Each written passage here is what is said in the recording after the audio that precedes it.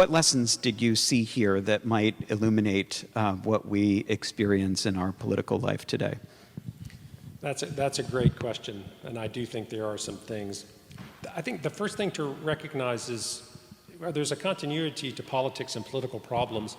I do think that preceding the Civil War, all the way back to 1774, the First Continental Congress, through the beginning of the Civil War, so that 86-year period, they legitimately feared, it's been my thesis today, disunion and civil war. So when your fellow politician from South Carolina indicated that, you know, you better do what we're requesting or we might have to secede from the Union. And maybe there was times when it was brinksmanship, but they took it very seriously.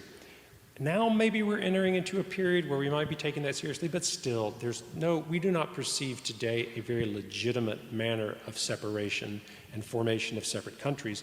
For one reason, that our American Civil War, which had many accomplishments and motives, one of the most significant, or Lincoln's original intent, was to demonstrate that the Union was perpetual.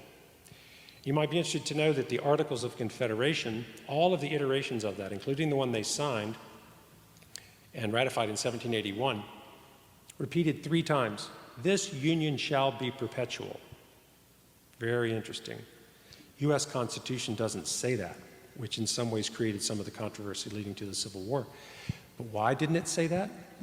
My theory is, I can't find any good writing about this, but my theory is, I think is correct, is, you know, we just adopted a constitution in 1781. We said it was perpetual, and now we're throwing it out. It would just be a double hypocrisy to say this one is now perpetual. But I want to more specifically answer, I didn't speak today. I've created a picture that the only reason our union was formed was due to these fears of civil war and disunion and civil war. But there's another fundamental reason they were able to stay united, and that is because they were practitioners of civic virtue. I really mean that. I could give a whole nother talk, and maybe I'll do some writing about that. But they practiced civic virtue. So I think if they didn't have that, if they were a band of demagogues, no matter how hard they tried to overcome the centrifugal forces of disunion, they would have failed.